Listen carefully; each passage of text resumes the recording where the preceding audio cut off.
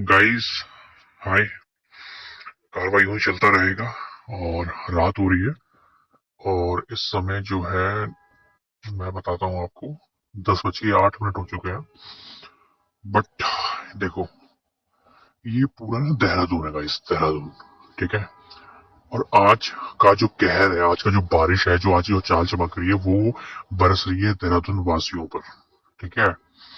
तो ये जो देहरादून वासियों पे है, और मैंने जो बताया था, मैं हूँ अपने ही रिसोर्ट पे। बट मैं उसके दूसरे उस पे आ चुका हूँ। ये बहुत बड़ा रिसोर्ट है गाइस, बहुत बड़ा रिसोर्ट है। और मुझे आज ही उन्होंने एक्सेस दिया है कि सर आप कहीं पर भी जा सकते हैं। तो मैं इनका बहुत बड़ा थैंकफुल हूँ कि आप वीडियो शूट कर सकते हैं। ये देखिए गाइस, ये इतना बड़ा देहरादून है गाइस। तो आज की जो बारिश है, जो आज की जो चाल चमक रही है, वो देहरादून में हो रही है। ठीक है। तो ये गाइस आ रहा है देहरादून। ये देखिए आप।